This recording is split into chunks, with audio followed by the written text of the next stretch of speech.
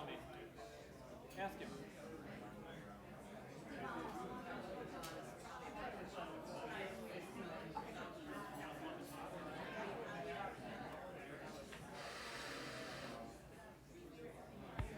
Good evening, ladies and gentlemen. Welcome to Live at the Whiskey Lounge. What a nice crowd. This is really great. Thank you. With this really crappy weather, excuse me, we're on the internet, so everyone's going to hear that. With this lousy weather we had earlier today, I was a little worried that we may not have a turnout, but boy, this is really, really great, and I really appreciate so many of you coming out, and as I understand, the weather did take a turn for the better, right? It is kind of all right out? Good, I'm glad to hear it. My name is Steve Rashid. If I haven't met you, of course it is if I have met you as well. I've been the host here for, this is actually, I counted them up, it's our 75th show here. We've been doing this almost every Thursday for over a year and a half now.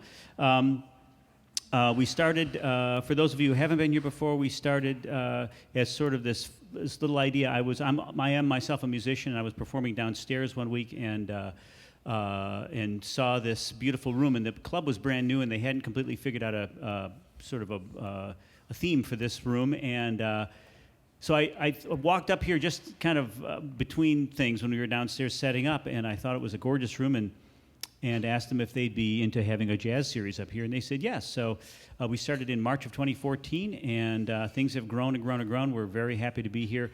There are several things that, if you haven't been here, that you wouldn't know. One is it looks like we have an excess of microphones up here. This is actually not to blow you out of your seats. Believe me, we take great care in making sure the sound is good in here, but we're not too loud. But the microphones really are for recording. This big mass of cables you see over here and computers, we actually do a recording of every show, live show, just the way we would do in a recording studio. And it's for archival purposes. And also, we have a partnership with WDCB, and we're taking some of the shows that were from some of the live shows, editing them down, and broadcasting them on WDCB. In fact, I want to talk to you guys about that. So we do this for archival purposes for the musicians. We do it so that for some of the shows we do broadcast. We also, and these are a little harder to spot, but these little guys right here are cameras. We've got 5 cameras here, and that's the other piece of this. We do a live video streaming of every one of the shows, and you'll see on your table those little paper table tents. You're welcome to take those with you and keep them. Gives you a rundown of what's coming up in the weeks to come, but also gives you a website. And of course, we love it when you're here, and we couldn't do it without people actually showing up. But if there's a week you can't make it, and I've actually talked to my friend Terry over there, said that you could make it last week and tuned us in, and that's exactly why it's there. So you can always tune in live on our website and watch. In fact, there I am now. That's the way we look right now. It's on a slight delay, but it is nearly as close to live as we can get. And so that's happening as we speak, and then all the shows are archived. So if you like the show and want to watch it again, go home and watch it again. They're up there. All 75 of them will be up by the end of the night. So that's the sort of technically what's going on here. If you haven't tried the food, I got nothing in this. By the way, I have nothing to do with this club. It's a beautiful club. I wish I did, but it is I'm purely just putting on the show here. But the restaurant beneath us is brand new. It's only been open for, maybe a little over a month. The food is excellent, really excellent. It's Greek food. There you go. I know. And I've been working my way through the menu and have not found something that I haven't not just liked, but really liked. So if you're at all hungry, feel free to partake in that. It's really delicious. Tonight, of course, you're here maybe for the food, maybe to hang with your friends, but I'm sure you're here mostly to hear the great Judy Roberts and Greg Fishman, who...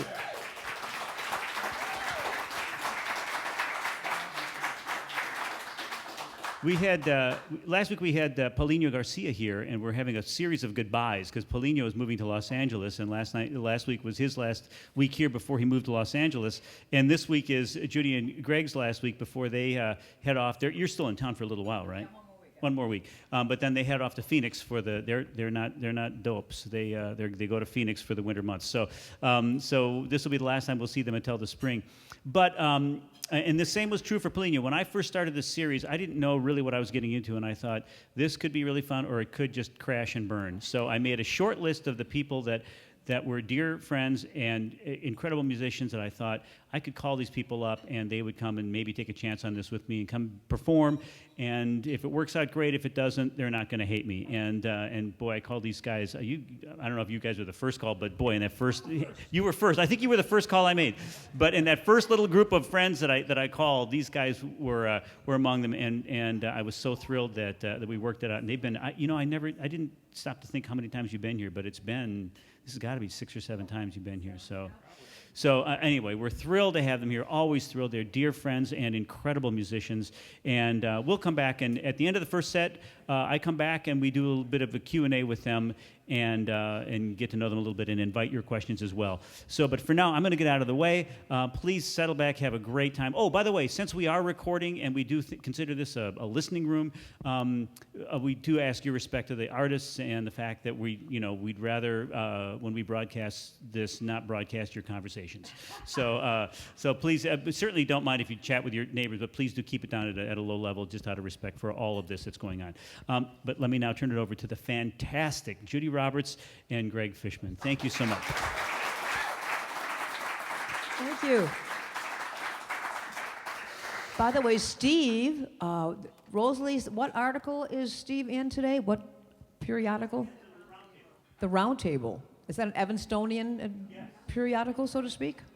I have not seen it. Evanstonian, I'm only going to say 5-syllable words. Evanstonian periodical. Featuring Steve Rashid. That's 7. Yeah, all right. Well, as Steve said, it was raining earlier, and it is September. What song should we do? I got it. How about September in the Rain? And we are borrowing heavily from the great George Shearing's arrangement, which is classic and famous, where he had his whole band, and he had the guitar, we don't have any, and the vibes, we don't have any. We have Greg instead, playing the melody in unison, those great chords. So this is partly ours and partly George Shearing's September in the Rain.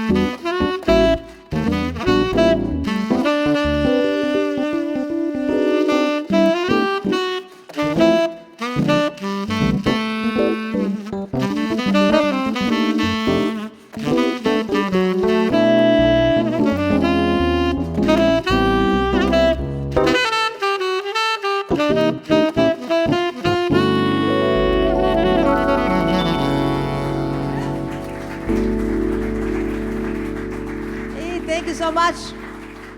September in the Rain. So here's the George Shearing thing. Yeah, Steve, you already know this, but just in case. He invented a kind of chord voicing on the piano where it's all a tight like this. Versus the Bill Evans thing. He went like this. So he goes.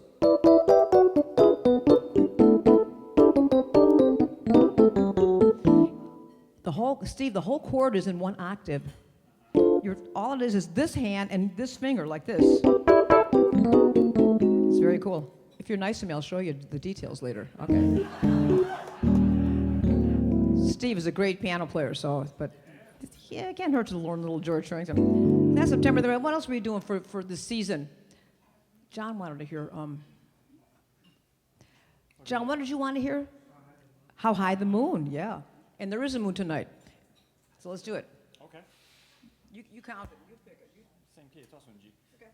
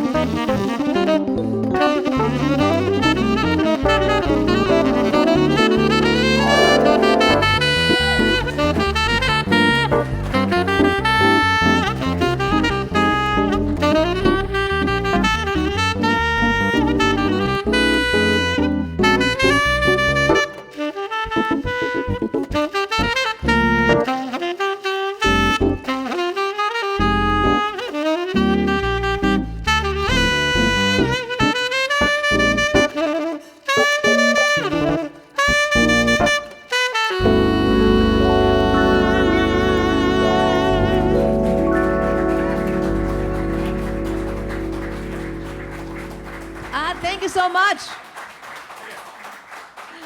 Just like we rehearsed it. That's how Greg and I fell in love. The first time we met each other, hey, John, speaking of falling in love, the man responsible, if you like your food, the man who is responsible standing in the doorway. If you don't like it, then he's not. This is John Tasiopoulos. John and his family were Greg's and my neighbors for a long time, and we got the benefit of their cooking even then. Because for sure, I don't cook. So you don't play piano, I don't cook. It worked out great. That's right. Nice to see you, John. Sweet thing.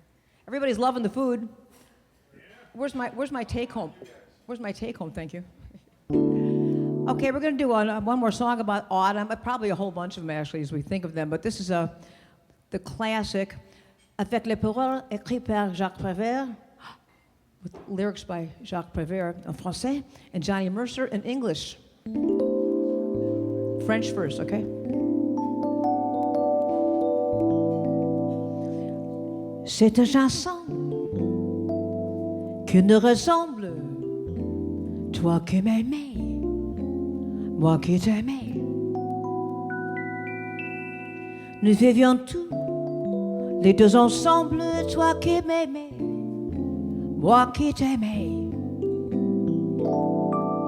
Mais la vie sépare ceux qui s'aiment tout doucement, sans faire de bruit. Et la mer efface sous le sable les pas des amants.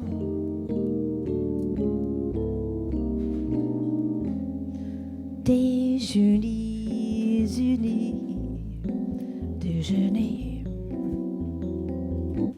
C'est une chanson qui ne ressemble, toi qui m'aimais, moi qui t'aimais. Nous vivions tous les deux ensemble, toi qui m'aimais, moi qui t'aimais. Mais la vie sépare ceux qui s'aiment tout doucement, sans faire de bruit. Et la mer efface sur le sable les pas des amants. Déjeuner.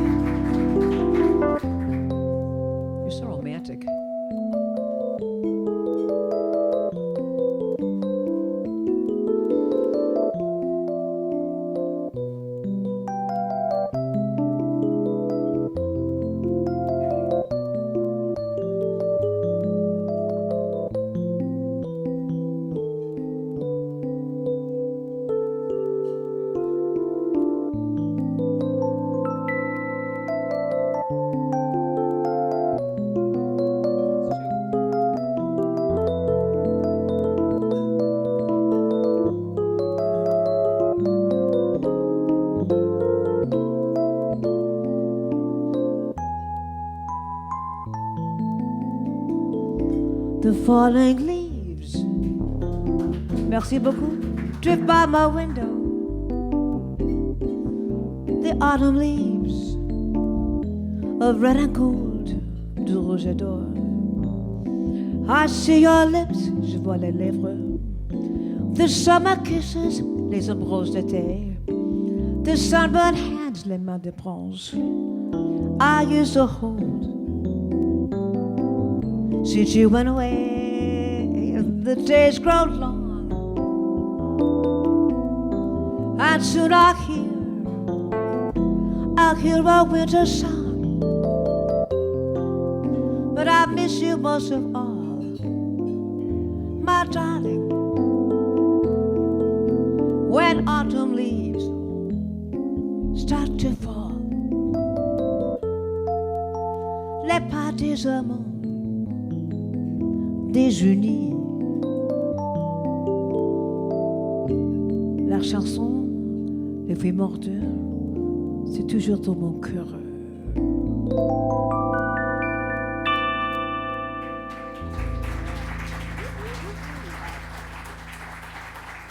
Thank you very much. Thank you. Just want, does anybody here speak French? You can admit it. I mean, you don't have to be fluent. I'm not fluent. So the lyrics in French are really, really, really depressing. So I kind of changed them around. Like, also, there's no really good way to say sunburned in French. It's like about 8 words. So I just changed it to les mains de bronze, like the hands of bronze, instead of whatever it is. It's like a long thing. It has to fit into the amount of notes available. So anyway, that's how you sing in French. You kind of make stuff up and yeah. Yes. That's right, coup de soleil, that's exactly right. Les mains de coup de soleil, I need another 5 bars for that, of the music, I mean, so yeah, but you're exactly right. That means struck by the sun. It's interesting, you start translating things, there's no exact translation for anything. Okay, Greg, what you got? Oh, wait a minute, we have friends here, very dear friends, who are going to New Orleans next week, and Greg just happens to have his clarinet here, just happens to have it, and which is the perfect instrument for this next song called Do You Know What It Means to Miss New Orleans? Except we should really be singing this after you get back, but what can we do? Okay. So if you like this, if you like New Orleans, then we'll be able to do this again. If not, we'll never do it again, okay? Okay.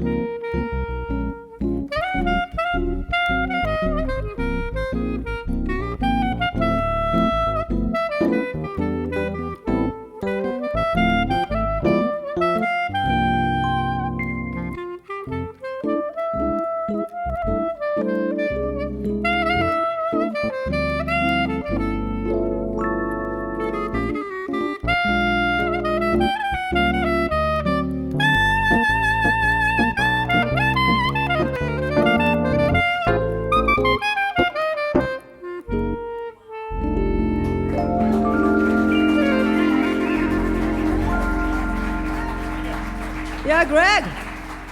All right.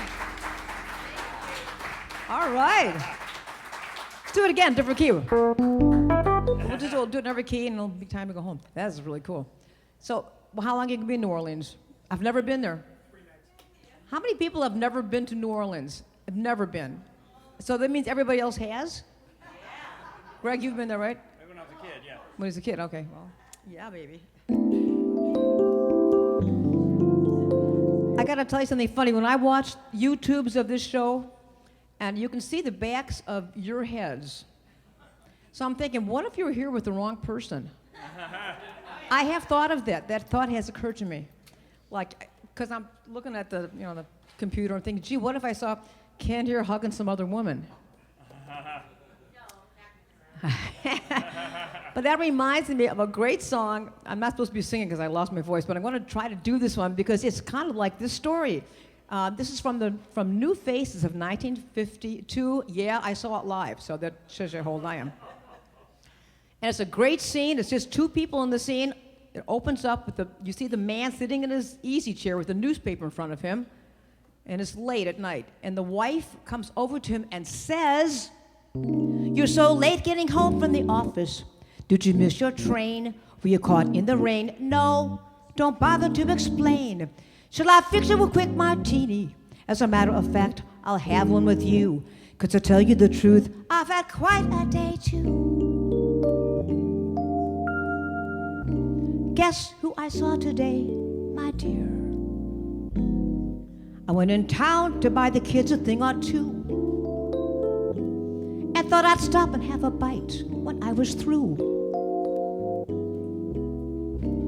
I looked around for someplace near. It didn't occur to me where I had parked the car. I'd seen a most attractive French cafe and bar. It really wasn't very far. The waiter led me to a dark, secluded corner. And when my eyes became accustomed to the gloom, I saw two people at the bar who were so much in love that even I could spot it clear across the room. Guess who I saw today, my dear? I've never been so shocked before. I headed blindly towards the door. They didn't see me passing through. Guess who I saw today? Guess who I saw today? Guess who I saw today? I saw you.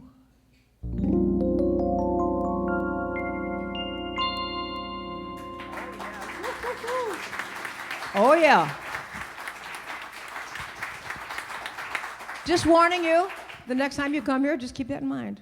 So how that scene ends, like I said, the man, the husband, is sitting with a newspaper. You don't even see him, and he's not paying attention to her. And when she says, "I saw you," the newspaper drops on the floor, and the scene goes dark. It's very, very strong. You don't need any background dancers for that. You know what I mean? I'm just saying.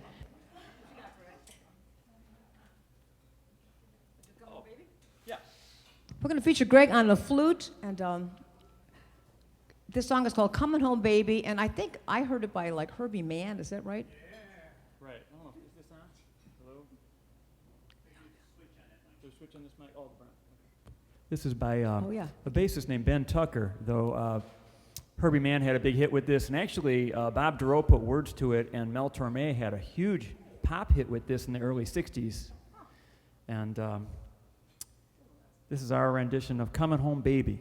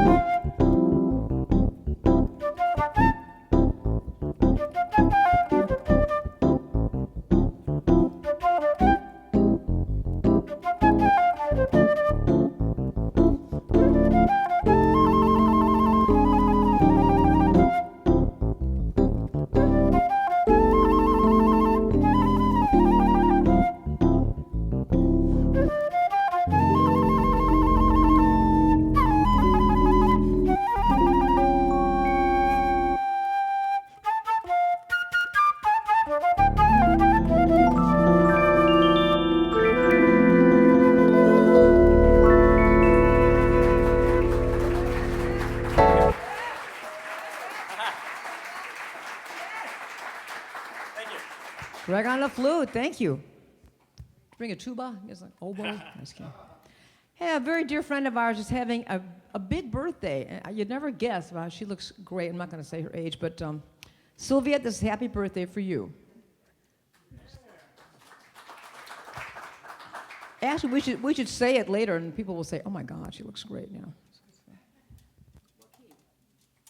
E flat, I think.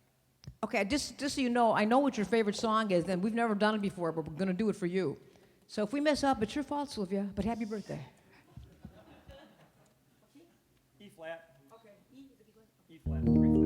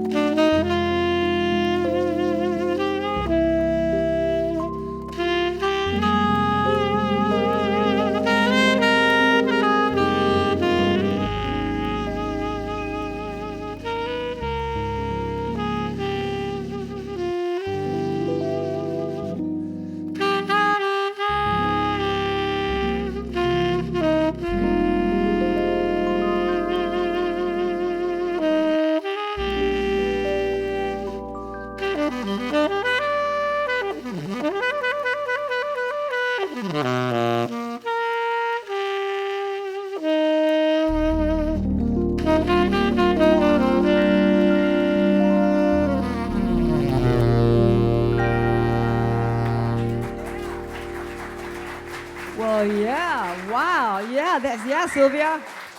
Greg, that was amazing. That's the nice thing about jazz. Like, we never played that before, and this just like, that was amazing. Yeah, happy birthday. Have another birthday tomorrow for our next gig, and we'll do another great song for you. Okay, how about, look, why don't we do like end with a nice samba or something? A like, samba? Okay. Like da-da-da-da, da-da-da-da, something like that. All right. See? See? See?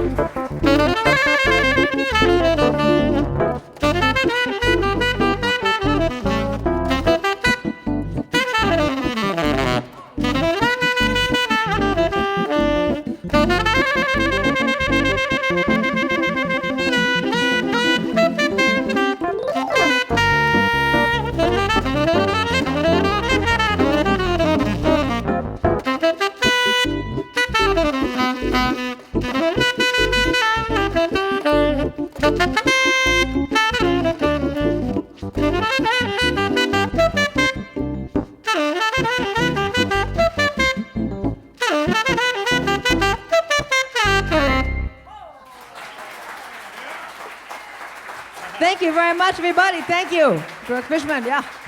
Woo, ooh, ooh, ooh, yeah, baby. Judy Roberts and Greg Fishman. How about that? Jeez. I believe the cabin is sufficiently pressurized now. Holy cow, that was fantastic. I'm going to sneak in through in the middle here so I'm not blocking anybody's view. Well, if you've been here before, you know that I usually try to build a little time in to get up and make a fool of myself in front of you all and chat a little bit with the artists and invite questions. And you know, I was thinking what they always say, it's easier to find a new audience than new material because, and we've had this conversation so many times, I was starting to run out of things to ask.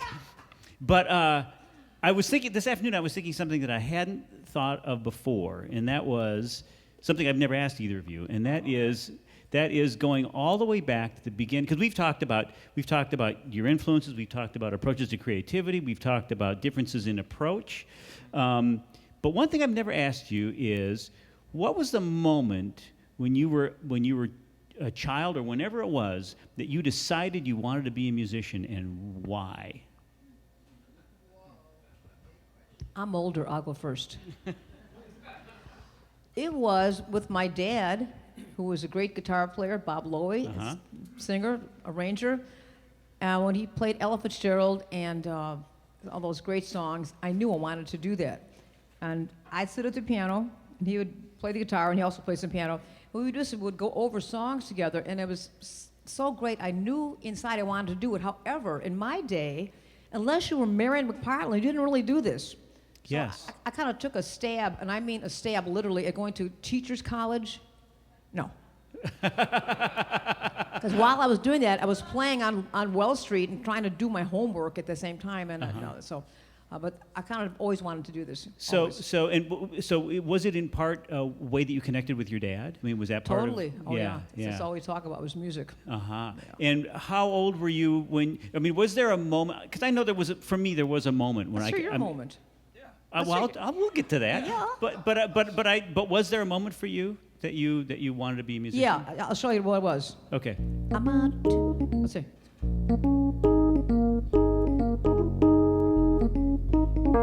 Like young. When I heard Andre Previn play this, it was in 1956. I heard this. When I heard that. That bluesy note. Right. I thought, oh, that's me. I want to do that. And from then on, I was totally hooked. Did you then sit down at the piano and figure out Totally. how to do that? Totally. Yeah. I figured everything out by ear, and that's great. Yeah. I can still play. I'll play it for you later, in fact. How's that? Oh, I'd love to. And I'd love to hear I'll sing it. the words, too. Okay, cool. Okay, all right, Great. Greg, how about you? Let's see, I knew pretty early on, actually, I didn't even start playing. I started playing in 1979. It was the first year I was playing. I was, Seriously? yeah, Wow. 12 years old, something like that. And I played clarinet in the junior high band or whatever. I remember, my friend at the time also played clarinet, and we just thought it'd be cool to hang out and goof off in band class together. And so I got a clarinet and started out, he was like first chair, and I was, when you start out, you're at the very last, in the last one in the row. And within a matter of about 2 or 3 weeks, because you get to challenge the people ahead of you, that I managed to move up about 12 spots in about 3 weeks, and then I was, so I had a sort of a natural thing for it. I took to it really easily, and I remember one day, the conductor, who's still around, his name was Ray Cooper. He was our band director, and one day he said, hey, any of you kids think you would like to do this for a living? And there were about 120 kids in the band, and me and maybe one other kid in the whole room raised their hands. And so I knew right away. I was about 12, I think I was 12 years old. So, and then about a year later, I got a saxophone, heard recordings of Stan Getz and Charlie Parker and Coltrane, and that was it. I was like, oh man, and it was a whole other world. So 12 years old, that was what grade about? Seventh grade. Started in the middle of 7th grade. Wow. Yeah. That really, and I didn't go into this so that I would tell my story, but that is, as long as you asked.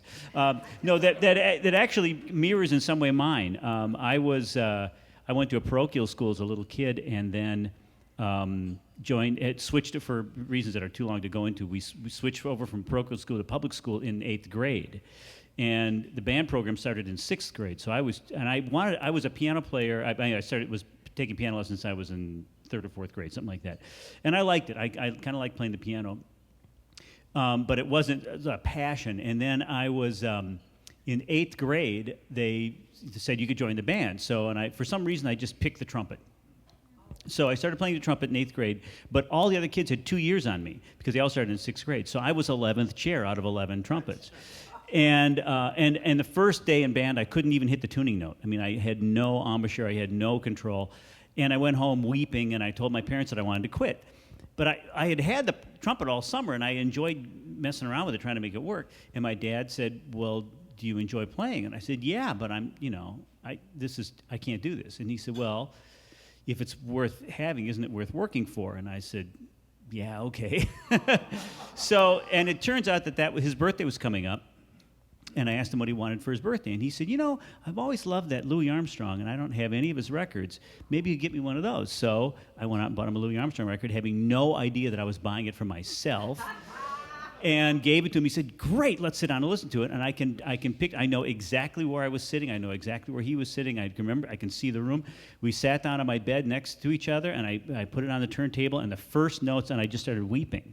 And I thought, this is like some magic, this is some secret that somebody's just handed me, and now I have to do this. By the end of the year, I was first chair.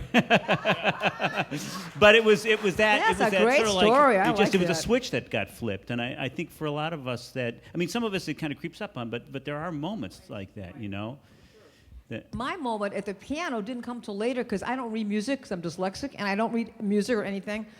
No, don't know any theory, so they put me in the drum section. No offense to any drummers, So I was playing like crash cymbals and timpani and stuff, but I also had my own little piano group on the side that my very hip teachers there at Amundsen High School, I might add, All right. helped me do. But I didn't play piano in school.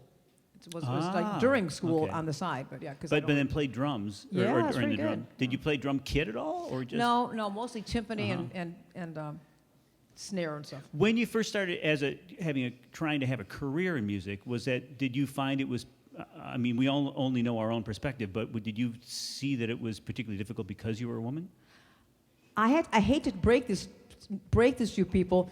It's easier being a girl because I found out I was a cute high school girl that a really good piano player, and I had a shot at a gig. I got it. Sure. So I think men are getting a bad rap. I think the girls have the advantage. So print that in your articles, people. I think that,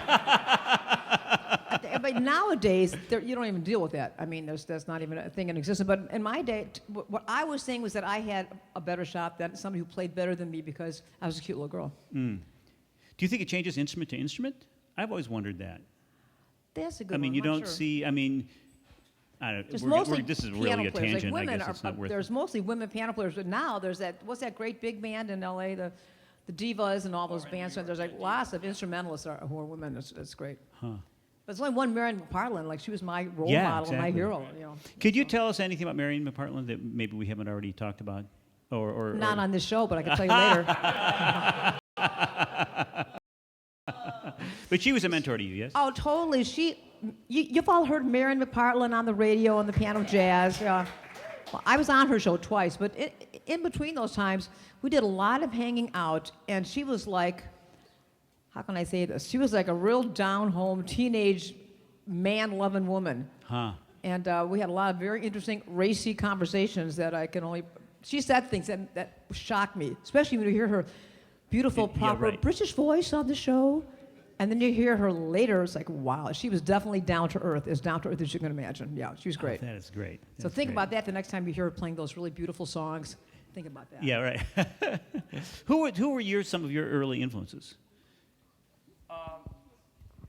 Early on, my favorite guy, and still to this day, was Stan Getz. Just his sound and his melodic way of playing really caught my ear. I remember I was about 13 or 14, and my teacher at the time, a guy named Rick Schock, was my very first teacher. He lived in Niles, and he gave me some, like a stack of cassettes and a few albums to take home and just listen, just to hear different people, what they sounded like. And every time I went back to hear the Stan Getz one, there was something that spoke to me with that, with the sound of it and the character of it. It almost like he was speaking to me or something, the way that he would play. And what I started doing then was just sort of playing along. It seemed like the next thing to do was just try to figure it out.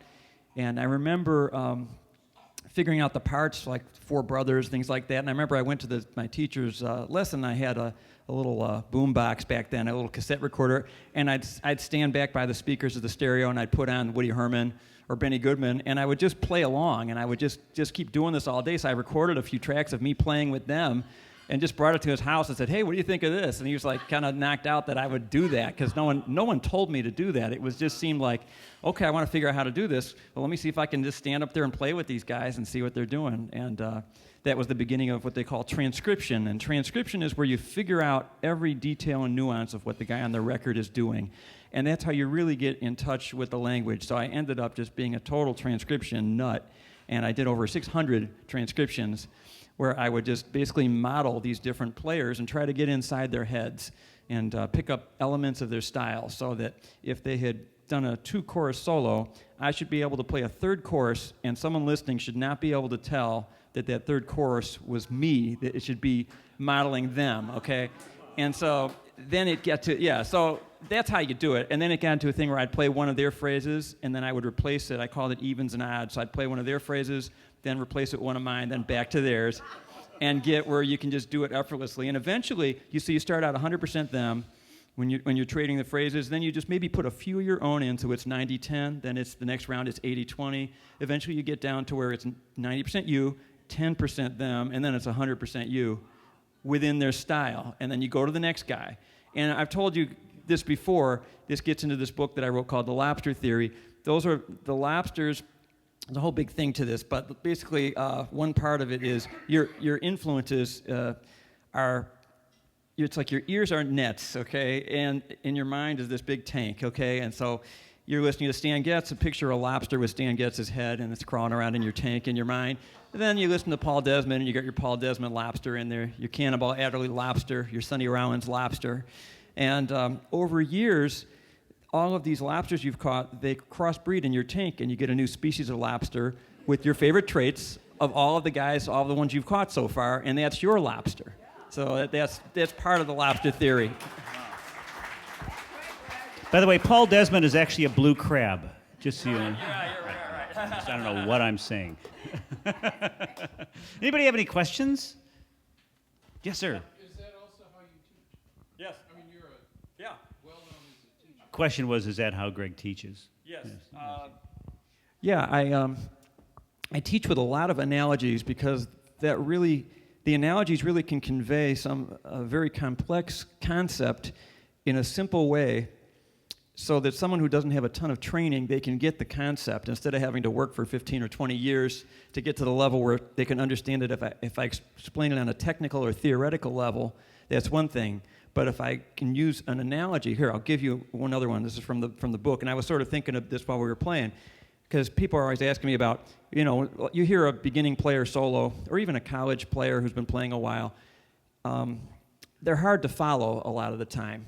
It's either, it just sounds like a bunch of random scales or something like that. And this is a chapter called The Waiter, okay? And basically, when you're playing a solo, it's like you're like a waiter delivering this food, and it's like a 3-course meal. So, and it has to do with how many times you repeat an idea. So if the guy orders soup, and he eats the soup, and he's waiting for the waiter to come back, and he's ready for the main course. And this is what happens when the soloist they keep repeating the same idea too much, and the waiter brings another bowl of soup. Okay, so the guy's like, he's all ready for the thing to move on to the main course. So that, people get stuck in that. They're stuck in the same patterns over and over again. And then, you can have the opposite of that. That's where you start developing the idea and you move on too soon. So that's like, he brings you soup, you're just cooling off the first, the spoon. When you're going to just take a sip of it, he comes and pulls it out from under you and puts the main course under the dripping spoon. Okay, so that's the other problem with a lot of players. So it's just, you have to be like a waiter, and when you're delivering these ideas, even though it's an improvised solo, you have to have a very good sense of, kind of how long do you stay with this idea? Okay, time for the next course, and then okay, it's time for dessert. It's time to wrap this up, So now see, that explains the concept of what it's like to develop a solo, and you don't need to know any theory to get that. So that's why the analogies work. That is excellent. And I'm amazed that Greg isn't 350 pounds for this. I want to give these guys a well-deserved break, and thank you so much for coming and supporting live music. They're going to have another complete set, lots more live music to come. And thank you all for coming, supporting this, and supporting jazz anywhere, but particularly here. And thanks to Greg and Judy for such a fantastic evening. By the way, once again, I'll make this very brief. Take those little table cards with you. It gives you the website if you want to check in, if you want to sign up for our newsletter, that sort of thing. And next week, the great Bobby Lewis. Bobby Lewis, a great trumpet player, with Jim Ryan and and Larry Kohut, I think. Larry Kohut? No, Stuart Miller. Stuart Miller. Just a really, really, really fine. So thank you very much, and stick around.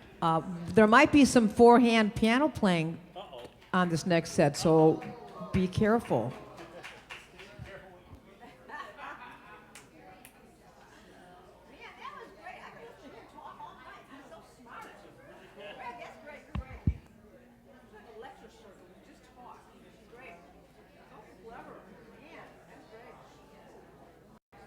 My husband's so smart.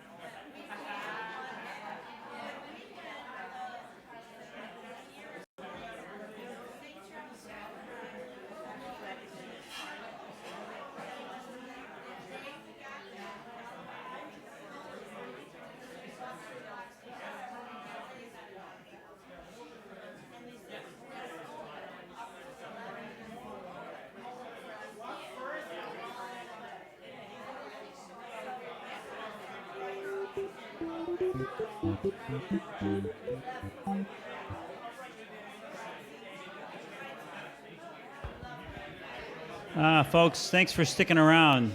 What a lively party. I love it. I love it. As Greg and Judy work their way, thank you, Jamie. As Greg and Judy make their way back to the stage, I would just remind you one more time about those little table cards. Please do take those with you. We have a little mailing list, and you're welcome to sign up on that if you like. I promise I don't spam you. The email comes directly from me to you, and I don't share with anybody. So, but it gives you a little window into who's coming up the following week, and something to click on so that you can have a sense of who that is. And as a matter of fact, somebody was here tonight, a friend of mine, who remembered hearing about you but didn't know either of you, but clicked through on the thing on the email and went and heard the clip of Pennies from Heaven and went, they're fantastic, and he was here. So yeah. So it does work. So it will give you some information about the artist coming up. So and next week is the great Bobby Lewis Trio, which is going to be just fantastic. Bobby played with Peggy Lee and a million other people, has been around for a long time and has great stories and is a wonderful, wonderful player. But for now, we are thrilled to have for one more set anyway, the great Judy Roberts and Greg Fishman, who we're going to send off after this evening to the warm Southwest. But for now, we're really glad they're here. Here you go. Take it away. Let's hear for Steve Rashid. He's the coolest guy I know. Oh, yeah. Oh, yeah.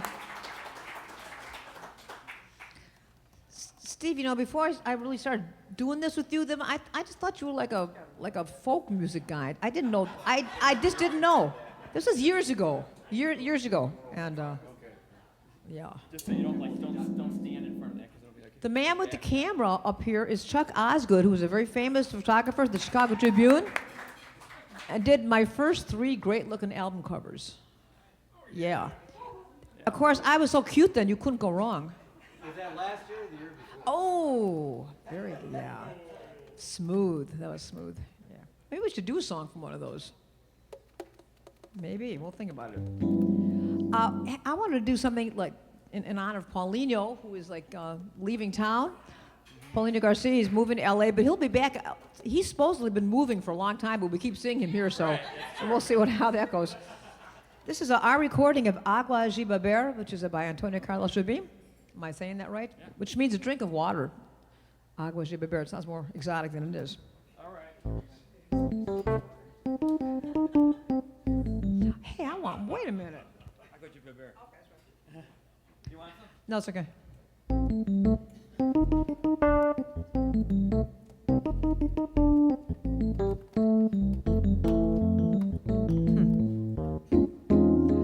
Da da da da da da da da da da da ba ba do da ba da da da da da da da da do da da do da do da da da do da da do da do ba ba ba ba ba do da da do do do do do do do do do do do. Your love is rain, my heart at the flower. I need your drink, or I will die. My very soul is in your power. It will love wither and fade or blossom to the sky. Agua de Beber, Agua de Beber, camarada. Agua de Beber, Agua de Beber, camarada. I'll never see another springtime. I'll never feel the summer sun unless you're there to share the springtime. And like the rain and the flowers, our two hearts are one. Agua de Beber, Agua de Beber, camarada. Agua de Beber, Agua de Beber, camarada.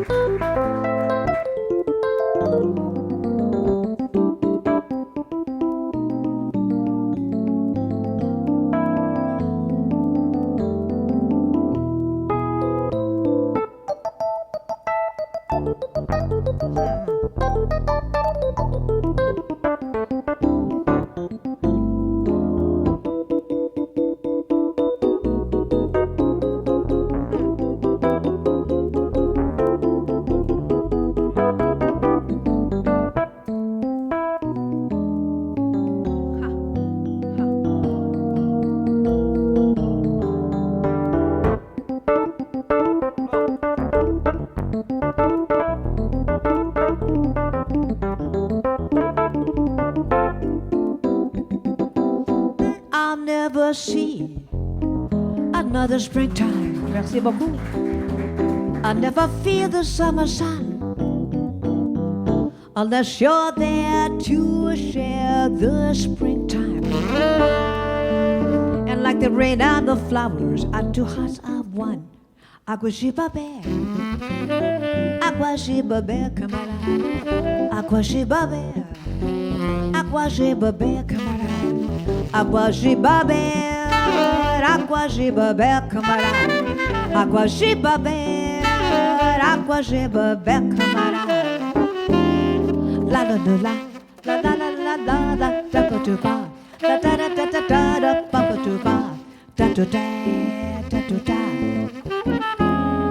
ba ba ba ba ba ba da da da da ba ba do ba ba da da da da da da ba ba do da ba ba do.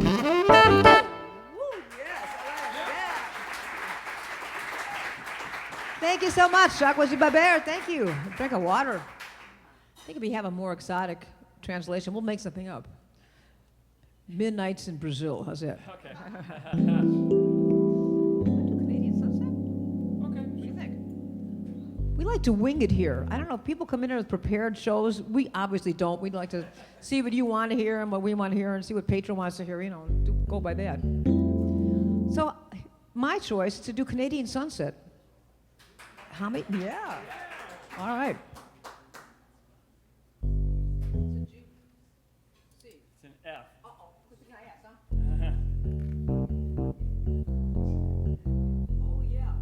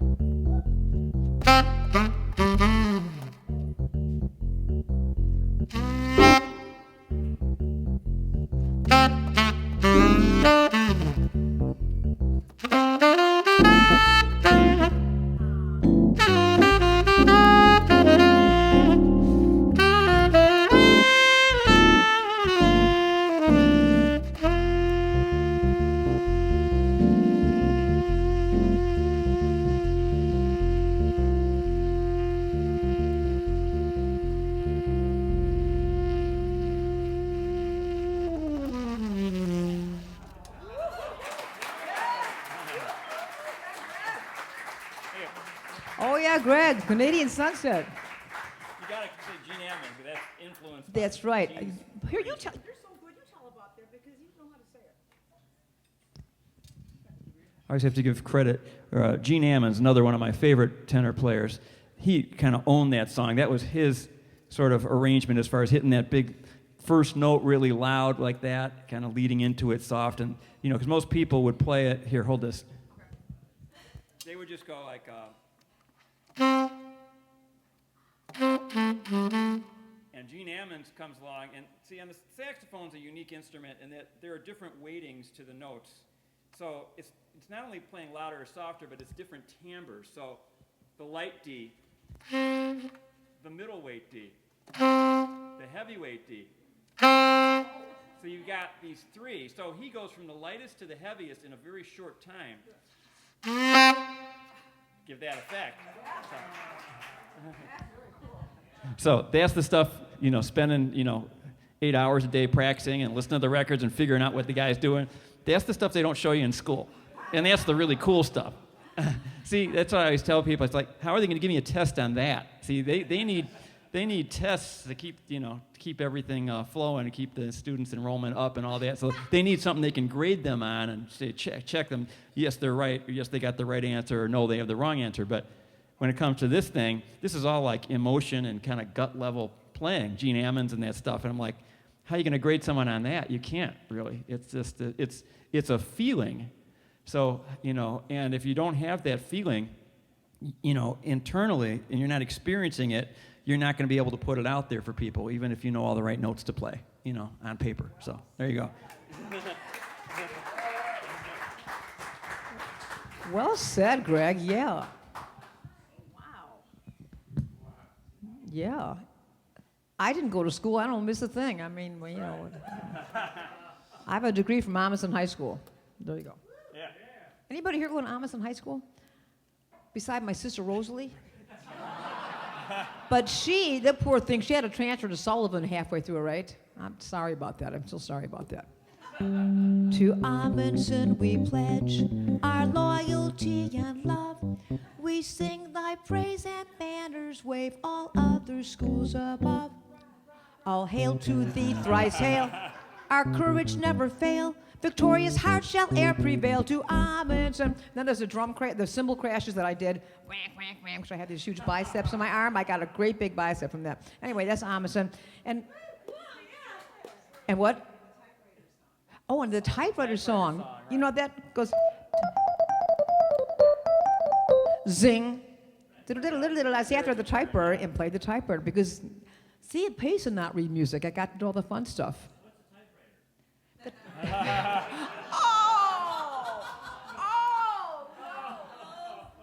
In case the listening audience didn't hear that, Steve just asked, what's a typewriter? Yeah, how would you duplicate that on the iPad? You can't. The iPad song. I got something else that's really cool. People Look out. Now, Steve, see what you started. It's going to be like a techie contest here between you and Greg. Is it going to play the typewriter song? No, but it's another old thing. You know. Okay, cool. I showed this to someone today, and they didn't know what it was. So you Uh-oh. can listen to this. This is a rotary dialer, but it's for the iPhone.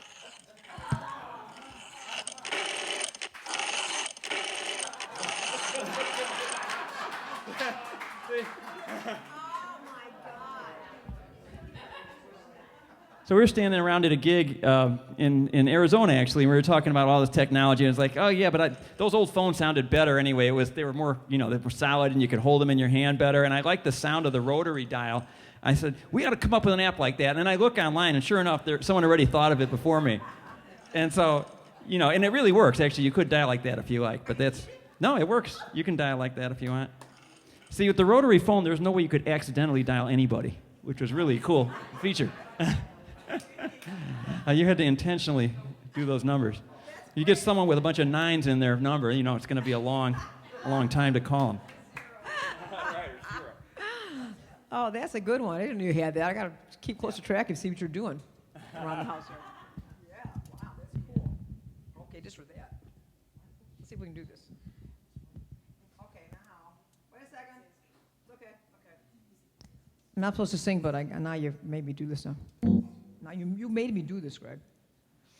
Buzz, buzz, line is busy every time that I phone. Buzz, he's the longest talker I've ever known. Buzz, buzz, I've been sitting here and dialing all day. Buzz, gotta get him and there must be a way. Shall I call the operator? Is the number that he gave me my own? Buzz, buzz, I've been sitting here and dialing all day. Buzz, when I get him, I'll forget what to say. Buzz, buzz, if you told me where he bid me to call. Buzz, you would never understand it at all. When I met him, he was quiet, but now he learned to talk.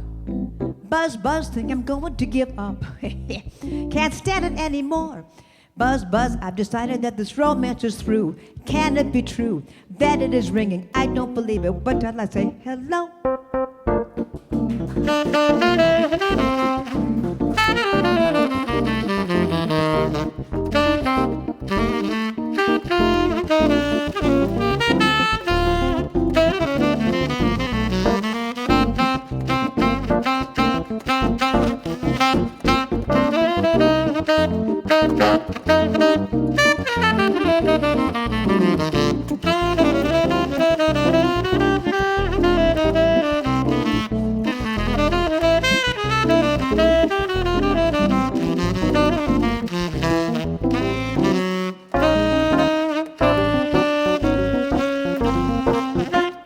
Yeah, Greg. Wow. Yeah. Oh, yeah. This is a real song by Astrid Gilberto. When I met him, he was quiet, but now he learned to talk. Buzz, buzz, think I'm going to give up. Can't stand it anymore. Buzz, buzz, I've decided that this romance is through. Can it be true that it is ringing? I don't believe it. What did I say? Hello? The telephone song. Thank you. Another testimonial to not learning something by reading, because I remember that from like 40 years ago. If I had read that on a piece of music, it would be gone. Okay, now we're going back to somebody who could do both. And it's Marion McPartland, and here I'm not supposed to sing, but I'm going to do one more until I can't. If I conk out, you start singing. I'll play it. This song we had the honor of recording on one of our CDs. It's written by Marion McPartland, lyrics by Johnny Mercer, and then I changed some of them to accommodate Greg's and my travels over to Southeast Asia. It's called Twilight World. Marion McPartland, wherever you are, enjoy.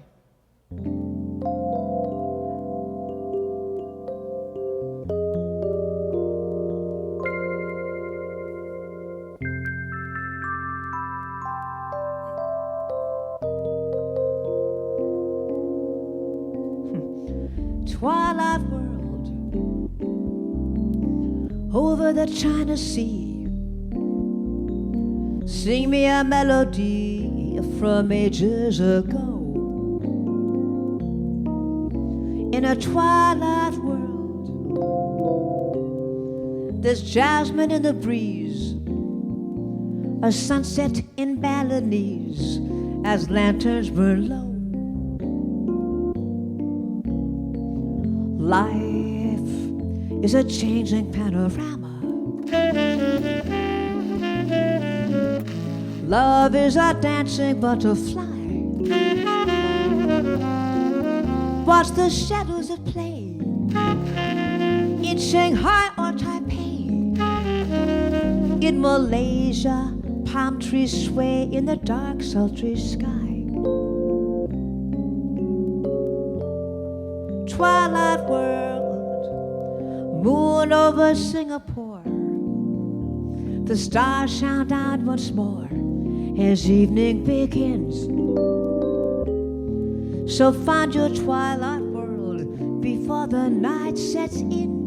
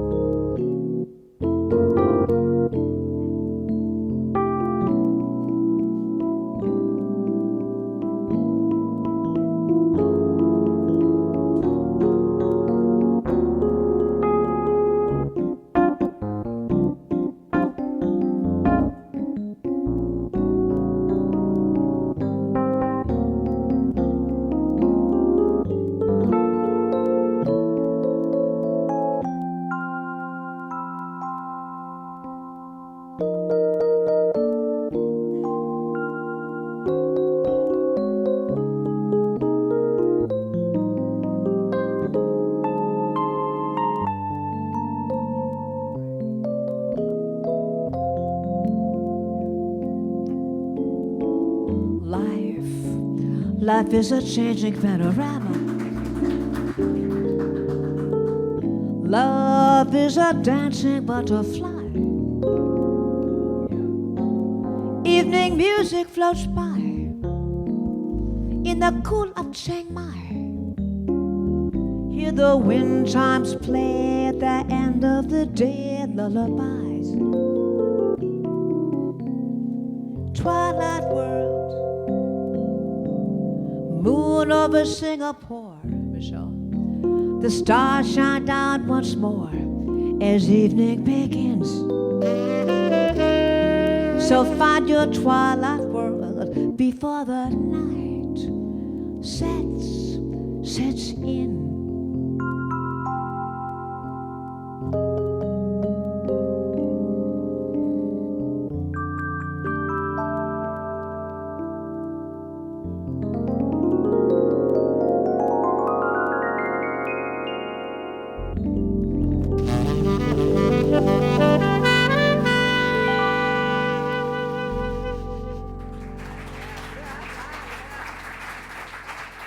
Thank you, Marion McPartland, Twilight World. Thank you. Wow.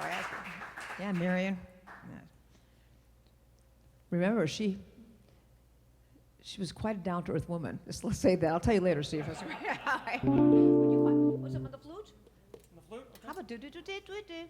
Oh, Okay, earlier we did a flute famous song, and here's another one that kind of put the flute on the map as far as popular jazz music. It's called the Swing and Shepherd Blues. Anybody here too young to remember that? Not in this room. Oh, you are not. Shut up.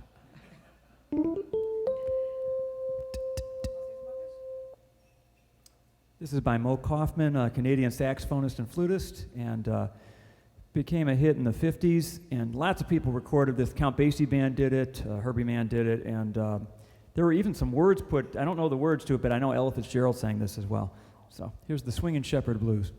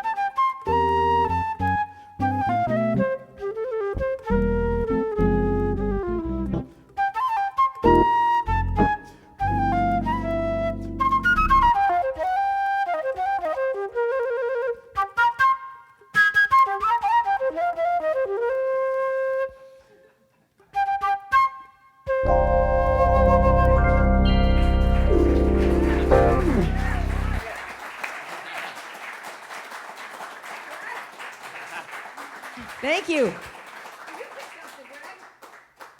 You pick something you like to do.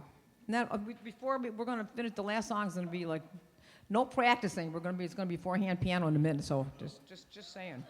Just saying. Let's do one more and then have a. All right. What tune you want? A medium thing or? You pick. Either that or people shout something out, and then we'll go either your way or our way. What? Miss Jones. We got Miss Jones or Duke Ellington. How about both? How about we do Miss Jones and then we can do Duke Ellington with Steve? Okay. Miss Jones. And I'm not talking about Sophisticated Lady. I'm talking about Blues and C. I mean, whatever. Oh, just for that, we're doing. Okay. C sharp. Miss Jones? Oh, yeah, sure. F? Yeah, sorry.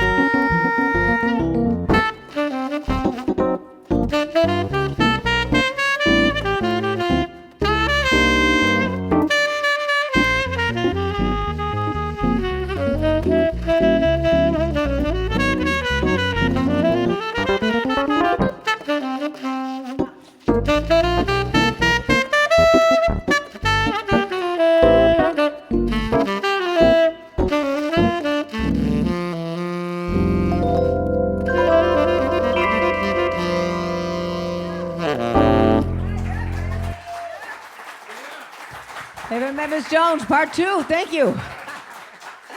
Thanks, everybody. Yeah, let's do da, da, da, da, da, da, da, or is that Duke's Place? Is that called Duke's Place? Steve, we're going to. Is there room enough for? Is there room enough for? I'll move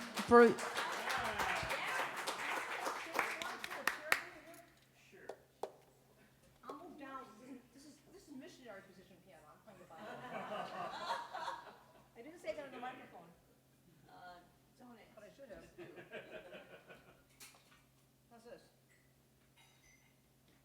Wait, your tall is perfect. Okay. See? Okay.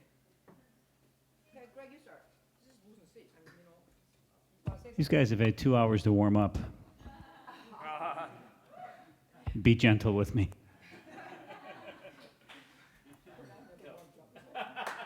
Stand on ice and medium.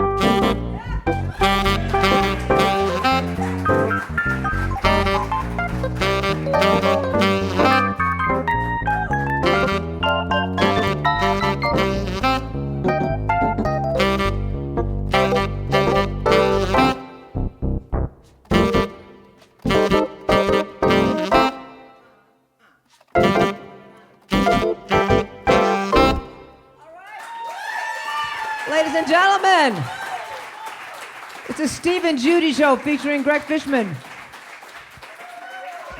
Judy Roberts, Greg Fishman. How about this? Thank you. What a great night. What a great send-off. Thank you so much for all the times you've been here. And we're sorry that we're going to lose you again for another couple seasons, but we look forward to the next time in the spring when you'll be back. We need to get you in Phoenix and do the Let's Steve do it in series Phoenix, West. of course. I'm of serious. course. Oh, yeah. By the way, I want to tell you one thing quick. I saw Steve's own show here, and he's a great player and singer, and he writes songs that are a combination of Dave Frishberg and who's the guy that wrote Short People? Oh, Randy Newman. Yeah, Randy Newman and Dave Frishberg. That's who you remind me of. He writes great stuff. You've got to check out his stuff. He's terrific. Well, Steve thank you. Rashid is Thank terrific. you. Well, thanks to these wonderful people for coming. Thank you for the sweet thoughts. And please do come back. Take these cards with you. And remember, next week, Bobby Lewis, we are so grateful that you're here. Thanks so much. Take care.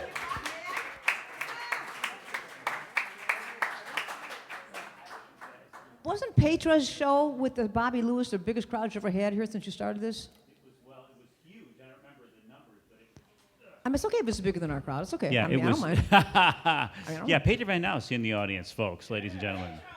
Yeah, Petra, baby. she'll be back. Wait, what is the date in Petra that you're going to be back?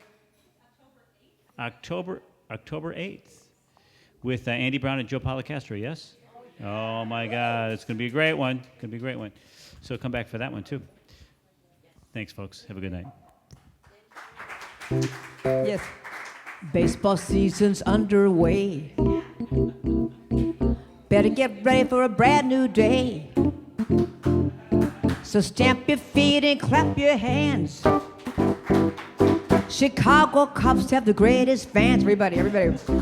We're singing now, go Cubs go. Go Cubs go. Hey Chicago, what do you say? The Cubs are gonna win today. On that note, thank you, Steve Rashid. Thanks, everybody. We'll see you again soon. Thank you. All right. So you coming back for the World Series? Oh, yeah, baby. Yes, I like that. Good one.